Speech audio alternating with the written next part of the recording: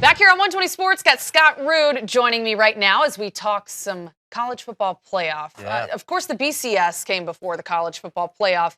And a lot of people talk about expanding the college football playoff to possibly 8 teams. Yeah.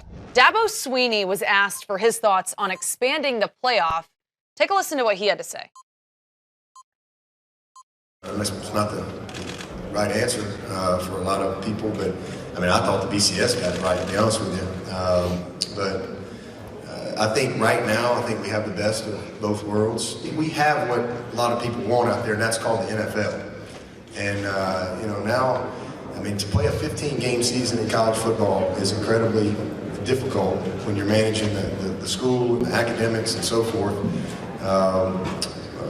It really is. It's a challenge on these guys. So I think something would have to change. I think that you would have to probably do away with the championship games. You probably have to go to one less game.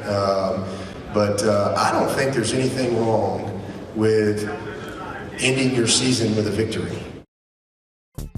Dabo, not a fan of the college football playoff. The BCS was used from 98 to 2013. We're now in the third year of the playoff. Which is a better system for actually determining a champion? Do you think it was the BCS or the college football playoff? I think this is a better system because you have 5 major conferences that don't have a lot of interconference competition.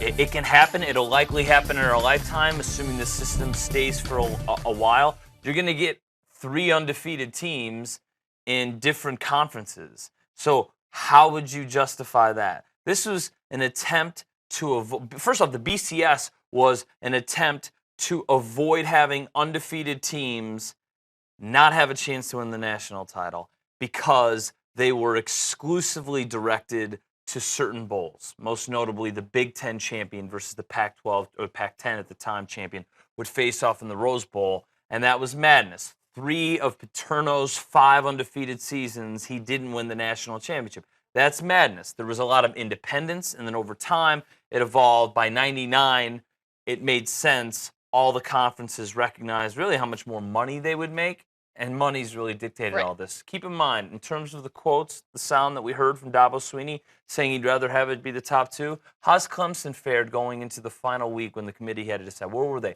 Oh, last year they were undefeated and they were number 1. What were they this year? Oh, they went from 3 to 2 in the last week politically, so Ohio State, who wasn't in the Big Ten tournament championship game, would just go back to 3. I think if Ohio State stayed at 2, he would be a hypocrite for what he just said there. He says a lot. He's very intelligent. The numbers pretty much defeat any principle he stands on here. 4 is better than 2.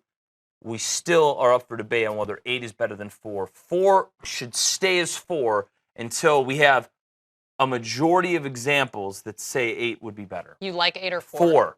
You're 4. I'm an 8 so far, you are. I still think they're 3 for 3. This would be, of the 3 years, the one you can argue the most that 8 should have been applied to this season.